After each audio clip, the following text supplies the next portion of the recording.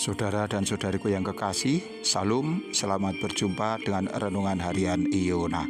Inspiration of New Apostolic.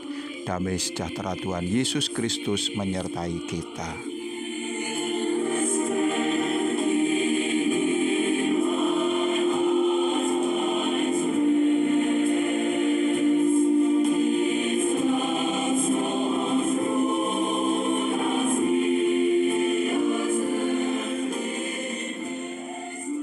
Kita membaca firman Tuhan dari Injil Yohanes pasal 10 ayat 11. Akulah gembala yang baik.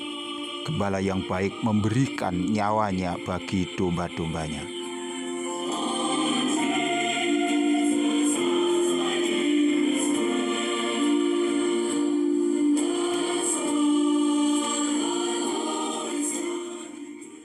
Saudara dan saudariku yang kekasih, kita sampai pada bagian 10 dari tema pernyataan Yesus tentang dirinya.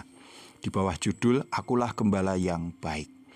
Saudaraku yang dikasihi Tuhan, jika kita cermati pernyataan Yesus, Akulah Gembala yang Baik, maka kita akan mendapati sebuah komitmen luar biasa yang pernah manusia nyatakan dan kemudian diwujudkan dalam tindakan yang nyata.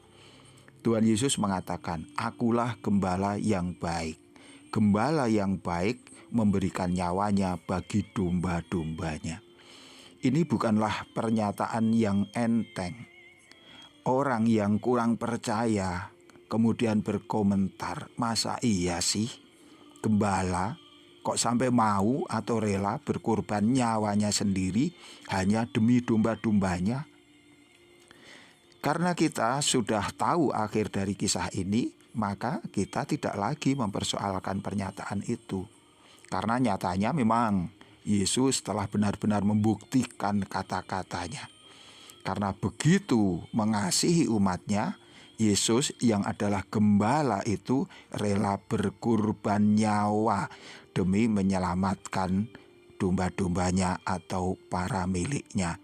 Atau lebih tepatnya rela mempersembahkan hidupnya untuk mengangkat derajat manusia berdosa kepada hidup yang baru dalam kedekatan dengan kasih Tuhan. Namun bagi mereka yang baru pertama kali mendengar pernyataan ini, yaitu orang-orang yang secara langsung mendengarnya dari mulut Tuhan Yesus sendiri pada waktu itu, pasti ini tidak akan mudah untuk mereka dapat menerimanya dan kemudian mau untuk menjadi percaya. Mari kita lihat bagaimana respon orang-orang pada waktu itu. Ayat 19 sampai dengan 21 mengisahkan demikian. Maka timbullah pula pertentangan di antara orang-orang Yahudi karena perkataan itu. Banyak di antara mereka yang berkata, Ia kerasukan setan dan gila. Mengapa kamu mendengarkan dia? Yang lain berkata, itu bukan perkataan orang yang kerasukan setan. Dapatkah setan memelekkan mata orang-orang buta? Saudaraku yang dikasihi Tuhan, terlihat jelas di sini bahwa orang-orang ini tidak bisa menyelami Yesus. Yesus Kristus dengan kasih-Nya yang tulus, yang hendak menolong, yang hendak menyelamatkan, tidak bisa mereka terima dengan benar. Kecongkaan hati mereka, kekerasan orang-orang Yahudi itu telah menjadikan diri mereka tertutup terhadap kasih Tuhan. Bukankah sebenarnya di depan mata mereka sendiri mereka bisa melihat bagaimana kuasa Allah itu bekerja? Orang buta melihat, orang sakit kusta menjadi tahir, orang lumpuh kemudian berjalan, bahkan orang yang mati dibangkitkan.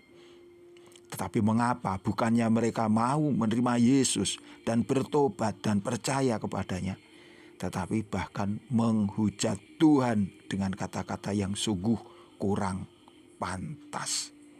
Dengan menilai bahwa Yesus yang sedang melakukan kebaikan, mengajar tentang kebenaran, dikatakan sebagai orang yang kerasukan setan. Atau bahkan mereka menyebut Yesus itu gila. Mereka telah merendahkan Yesus dengan serendah-serendahnya.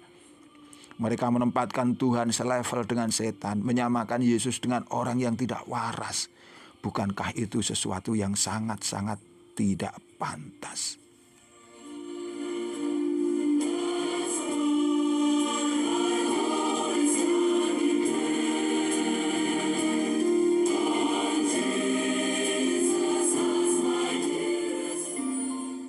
Saudaraku yang kekasih, di sini kita bisa melihat betapa sulitnya orang untuk menjadi percaya. Dan di sisi yang lain kita menjadi tahu, mengerti betapa berharganya iman atau kepercayaan manusia bagi Tuhan. Beruntunglah kita yang dikaruniai iman. Kita boleh melihat kasih Allah dengan sebenar-benarnya. Kita boleh ambil bagian di dalam kemurahannya dengan seluas-luasnya. Namun ada yang luar biasa dari kisah ini, di mana bagi orang Farisi dan orang Yahudi yang telah menghina Yesus, ternyata mereka juga masih mendapat kasih Tuhan. Ini terbukti Yesus tidak kemudian murka dan tidak kemudian murka dengan perbuatan mereka. Apakah Yesus tidak tahu atau tidak mendengar penghinaan yang telah mereka lakukan itu? Tentu saja Tuhan tahu. Sedangkan apa yang masih dalam pikiran manusia saja Tuhan melihat, Tuhan tahu, Tuhan mengerti dengan jelas. Apalagi itu mereka telah mengatakannya, telah memperbincangkannya. Yesus pasti tahu. Tetapi Yesus berdiam diri. Yesus tidak murka dan tidak membalas mereka. Ini bukan berarti bahwa Yesus menyetujui tindakan dosa itu, melainkan Yesus bersabar. Ini juga artinya Yesus tetap atau masih juga sayang kepada mereka. Yesus masih memberi kesempatan kepada mereka agar mereka mau bertobat. Jika Tuhan mau, sebenarnya Tuhan bisa mengucapkan sepatah kata agar orang-orang itu binasa seketika. Tapi Tuhan tak lakukan itu. Ingat, Tuhan pernah mengutuk pohon ara yang tidak berbuah, dan seketika pohon itu mati, layu, dan kering.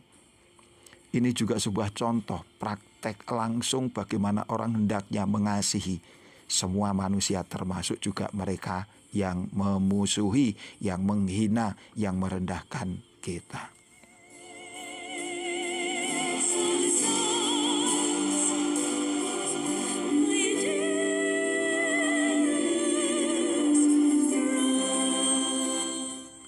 Saudaraku yang kekasih, Yesus bersabar bahkan kepada orang-orang yang membenci Dia. Marilah kita juga belajar bersabar dan tidak dengan mudah bereaksi negatif dengan perlakuan orang yang kurang menyenangkan kita, yang suatu saat mungkin itu dilakukan untuk menyerang kita. Mari kita belajar memahami mereka dan tetap memberi kesempatan untuk sebuah proses perukunan kembali yang pasti itu akan memberikan kepada kita damai dan ketentraman. Tuhan memberkati kita. Sampai jumpa.